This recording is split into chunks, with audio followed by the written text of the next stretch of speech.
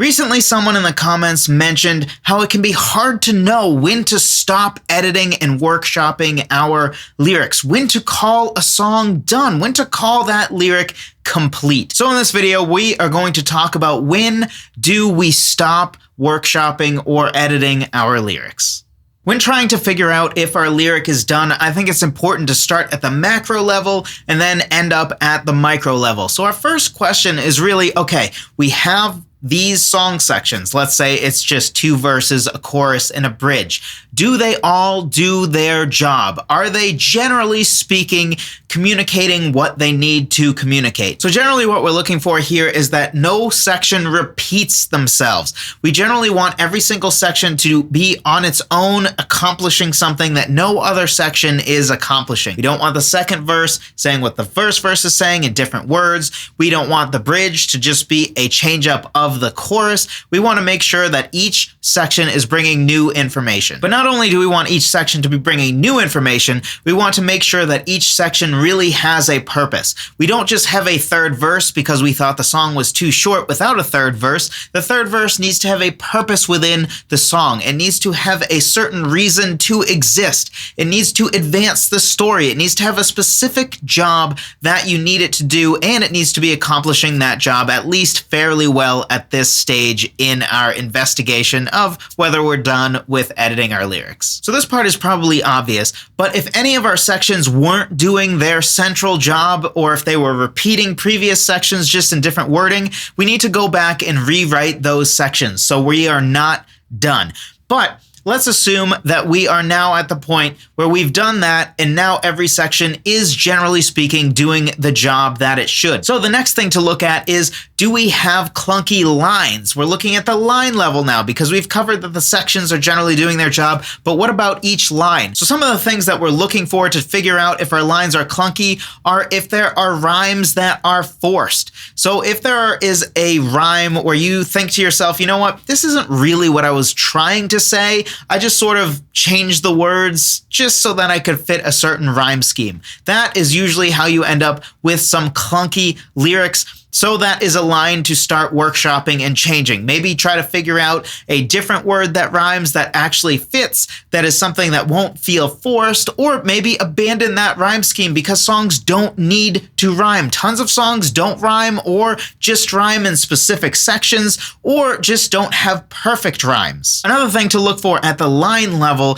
is awkward wording and weird word order. We want our word order and our general wording to be something that makes sense, that doesn't feel clunky, that doesn't feel like nobody talks like that, or just doesn't feel like it's English or whatever language you are writing your song in. We want to make sure that the wording isn't clunky and that our word ordering makes sense. And generally speaking, a great way to check for clunky wording is simply reading your lyric out loud. That may sound silly and obvious, but honestly, just reading things out loud can be a great check to see if the wording is weird or clunky. Another thing to look for when investigating our lines to see if they're clunky is just unnatural emphases that don't match with the natural emphases that are contained in the melody. Just to take an example, in the song The Final Countdown, the emphases make sense. The is not emphasized, right? It's the final countdown. That's sort of the emphases, right? If it was the final countdown,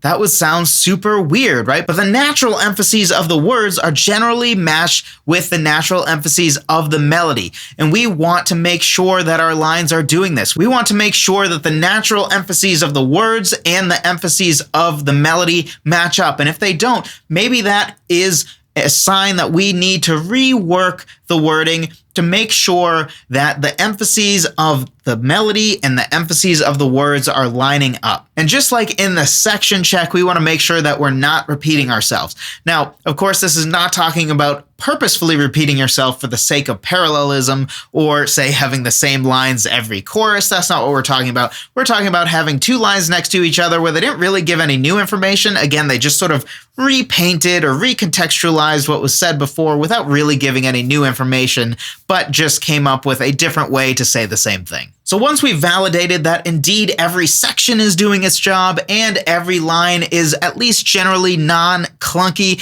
we want to investigate every single word in our song. So the first thing to look for is to make sure that we're not forcing any words that are just there to sort of match syllables with what we need, but that every word is saying precisely what we want it to say. And specifically going one step further, I would argue that you should take every single noun, verb, adverb, and adjective and put it into thesaurus.com. Just type it in or copy and paste it in and search. And make sure that all the synonyms for that word, none of those synonyms would be better and more precise for your song than what you have. So if you put the word love in there and you come up with a synonym where you're like, oh, actually, adore is a better word for what I'm trying to say than love, then make sure you replace that word and then go from there. So then once you've gone through all of that, your final check should be what I call the frame test. And the idea of the frame test is really just that you imagine, or you can do it literally if you'd like, printing out your lyrics and then putting it in a frame and putting it on the wall.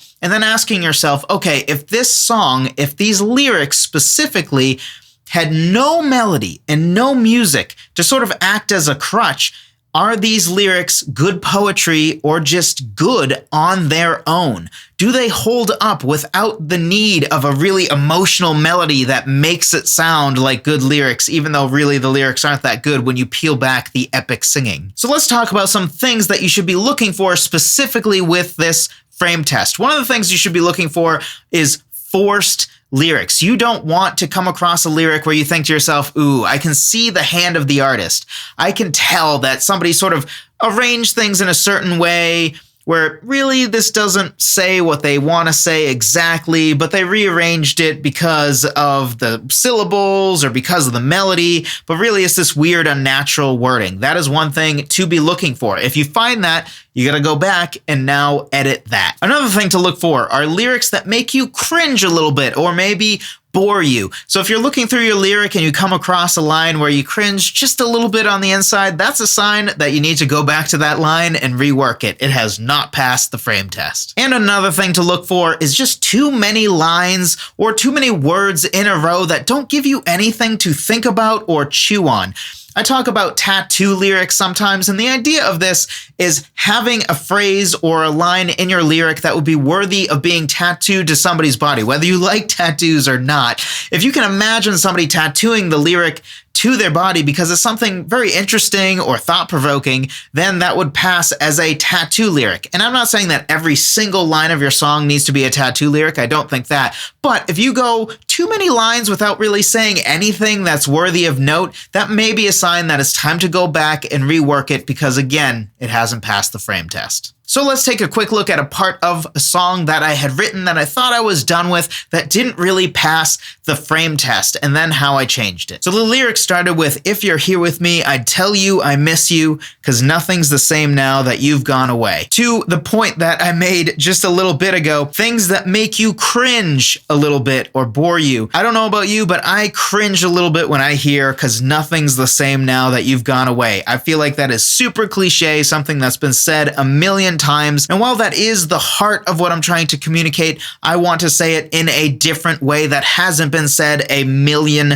times. So I reworked this lyric because I knew the cause nothing's the same now that you've gone away is just unacceptable. I couldn't keep it. It made me cringe. I didn't want to have to sing it. So the first part is also something that's not specifically profound, but that's okay because it is saying exactly what it needs to say. But that second part does need to change to make sure that we have something going on that's a little bit more interesting and has a interesting wording that is maybe more worthy of being a quote tattoo lyric. So I actually kept the if you're here with me, I'd tell you I miss you because that is saying exactly what it needs to say, exactly what I mean.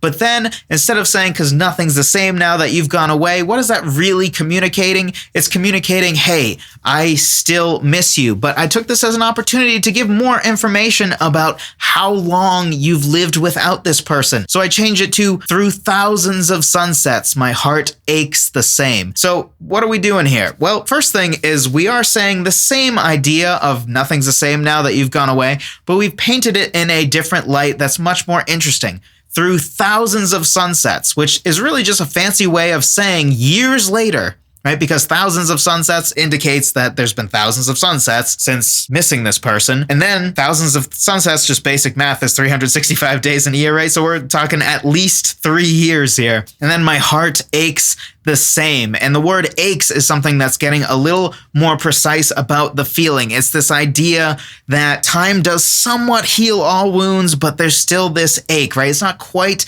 as painful as it once was because it's been thousands of sunsets since losing the person, but there's still this aching in the heart, this desire to be back with this person, which, by the way, the person in the song is a person who has died. But anyway, there's an example of taking the frame test and then saying to yourself, ooh, this kind of makes me cringe a little bit. Let me change it. So hopefully this was helpful to you. If it was, something else you'll definitely find helpful is my 6-step lyric writing checklist. It walks you through all 6 steps that I go through when writing lyrics, starting from just gathering ideas for lyrics all the way through having a completed lyric that you can be proud of that passes the frame test. The biggest mistake I think most lyricists make is just looking at a blank screen and saying, time to write lyrics. They're skipping so many steps. Of course, you're setting yourself up to fail when you are basically asking yourself to improvise poetry without doing any background work, any development of, all right, let me try to figure out what the song is about. Let me maybe try to figure out, generally speaking, what the plot of my song is. And expecting ourselves to actually come up with good lyrics the first time, when instead we should be expecting to write tons and tons of bad lyrics and then eventually sort of pick the best we have, and then from there do iterative lyric writing where we actually sort of upgrade by section and then upgrade by line and then upgrade by verses. I have a whole video about that if you don't know what iterative lyric writing is, but you can also just check out this guide, which will teach you iterative lyric writing because that is one of these 6 steps. So if you're interested in being more confident in your lyric writing and having 6 steps to go through that will help you write lyrics that you can be proud of, be sure to check it out. Link in the description. Thank you so much for watching. I appreciate every single one of you. I'll talk to you in the next one.